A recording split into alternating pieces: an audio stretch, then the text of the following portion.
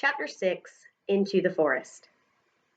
I wish the Macready would hurry up and take all these people away, said Susan presently. I'm getting horribly cramped. And what a filthy smell of camphor, said Edmund. I expect the pockets of these coats are full of it, said Susan, to keep away moths. There's something sticking into my back, said Peter. And isn't it cold, said Susan. Now that you mention it, it is cold, said Peter. And hang it all, it's wet too. What's the matter with this place? I'm sitting on something wet. It's getting wetter every minute. He struggled to his feet. Let's get out, said Edmund. They've gone. Ooh, said Susan suddenly, and everyone asked her what was the matter. I'm sitting against a tree, said Susan. And look, it's getting light over there. By Jove, you're right, said Peter. And look, there, and there. It's trees all around. And this wet stuff is snow. Why, I do believe we've gotten into Lucy's wood after all. And now there was no mistaking it, and all four children stood blinking in the daylight of a winter day. Behind them were coats hanging on pegs. In front of them were snow-covered trees. Peter turned at once to Lucy. I apologize for not believing you, he said. I'm sorry. Will you shake hands? Of course, said Lucy, and did. And now, said Susan, what do we do next? Do, said Peter. Why, go and explore the wood, of course. Oh, said Susan, stamping her feet. It's pretty cold. What about putting on some of these coats? They're not ours, said Peter doubtfully. I'm sure nobody would mind, said Susan. It isn't as if we wanted to take them out of the house. We shan't take them even out of the wardrobe. I never thought of that, Sue, said Peter. Of course, now you put it that way, I see. No one could say you had bagged a coat as long as you leave it in the wardrobe where you found it. And I suppose this whole country is in the wardrobe. They immediately carried out Susan's very sensible plan. The coats were rather too big for them, so that they came down to their heels, and looked more like royal robes than coats when they had put them on. But they all felt a good deal warmer, and each thought the others looked better in their new get-ups and more suitable to the landscape. We can pretend we are Arctic explorers, said Lucy. This is going to be exciting enough without pretending, said Peter, as he began leading the way forward into the forest. There were heavy, darkish clouds overhead, and it looked as if there might be more snow before night. I say, began Edmund presently, oughtn't we to be bearing a bit more to the left? That is, if we are aiming for the lamp-post. He had forgotten for the moment that he must pretend never to have been in the wood before. The moment the words were out of his mouth, he realized that he had given himself away. Everyone stopped. Everyone stared at him. Peter whistled. So you really were here, he said. That time Lou said she'd met you in here, and you made out she was telling lies? There was a dead silence. Well, of all the poisonous little beasts, said Peter, and shrugged his shoulders, and said no more. There seemed indeed no more to say, and presently the four resumed their journey. But Edmund was saying to himself, I'll pay you all out for this, you pack of stuck-up, self-satisfied prigs. Where are we going anyway? Said Susan, chiefly for the sake of changing the subject. I think Lou ought to be the leader, said Peter. Goodness knows she deserves it. Where will you take us, Lou? What about going to see Mr. Tumnus? Said Lucy. He's the nice fawn I told you about. Everyone agreed to this, and off they went, walking briskly and stamping their feet. Lucy proved a good leader. At first she wondered whether she would be able to find the way, But she recognized an odd-looking tree on one place and a stump in another, and brought them on to where the ground became uneven, and into the little valley, and at last to the very door of Mr. Tumnus's cave. But there was a terrible surprise awaiting them. The door had been wrenched off its hinges and broken to bits. Inside the cave was dark and cold, and had the damp feel and smell of a place that had not been lived in for several days. Snow had drifted in from the doorway and was heaped on the floor, mixed with something black, which turned out to be the charred sticks and ashes from the fire. Someone had apparently flung it about the room and then stamped it out.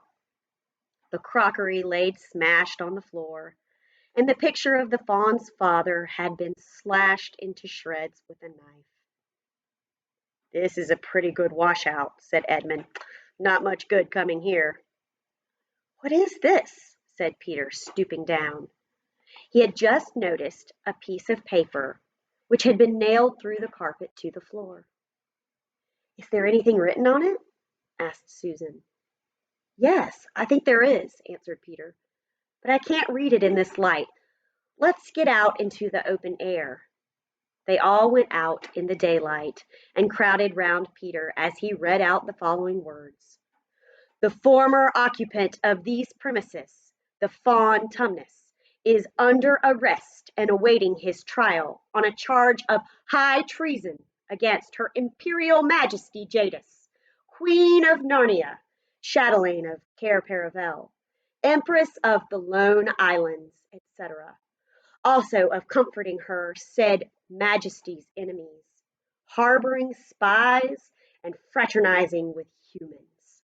Signed, Malgrim, Captain of the Secret Police. Long live the Queen." The children stared at each other. "I don't know that I'm going to like this place after all," said Susan. "Who is this Queen, Lou?" said Peter.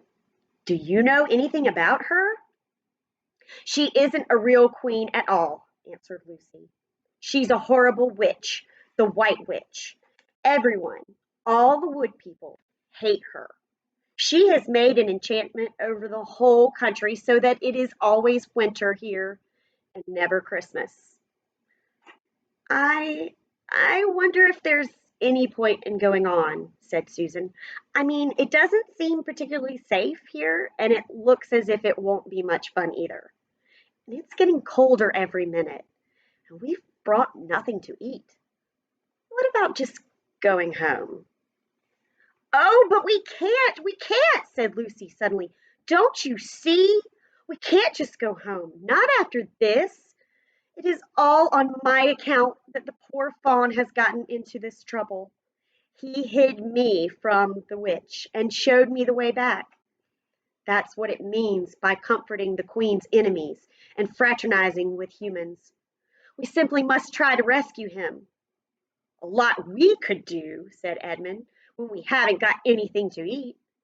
"Shut up, you," said Peter, who was still very angry with Edmund. "What do you think, Susan?"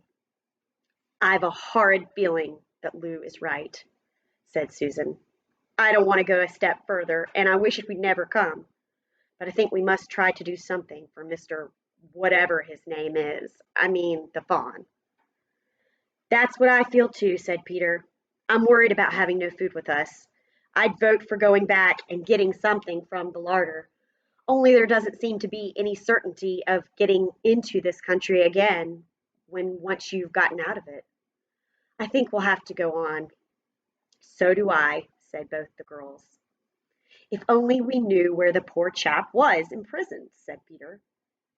They were all still wondering what to do next, when Lucy said, "Look, there's a robin with such a redbreast.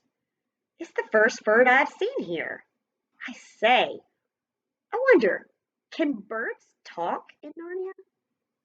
It almost looks as if it wanted to say something to us." Then she turned to the robin and said, "Please, can you tell us where Tumnus the fawn has been taken to?" As she said this, she took a step toward the bird. It at once flew away, but only as far as to the next tree. There it perched and looked at them very hard, as if it understood all they had been saying. Almost without noticing that they had done so, the four children went a step or two nearer to it. At this the robin flew away again to the next tree, and once more looked at them very hard.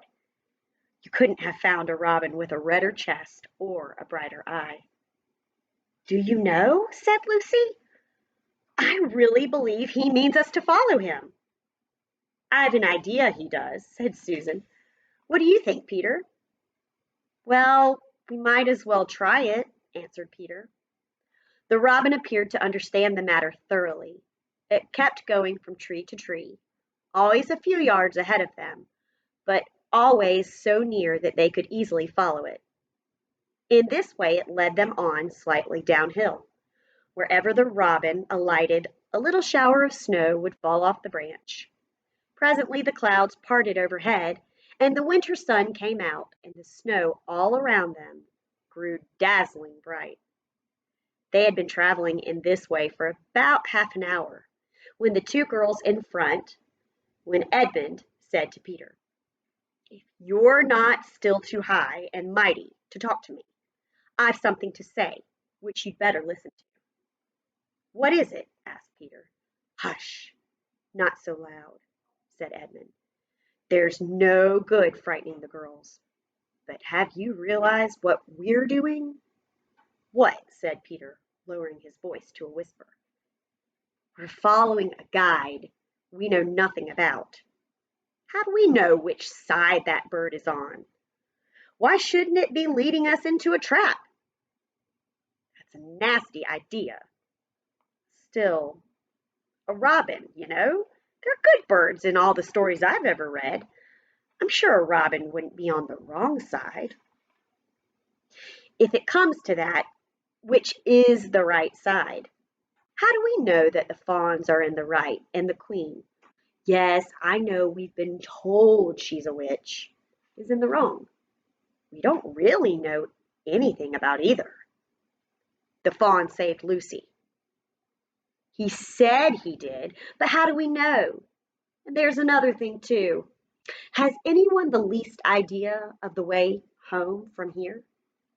"Great Scott!" said Peter. "I hadn't thought of that." "And no chance of dinner either," said Edmund.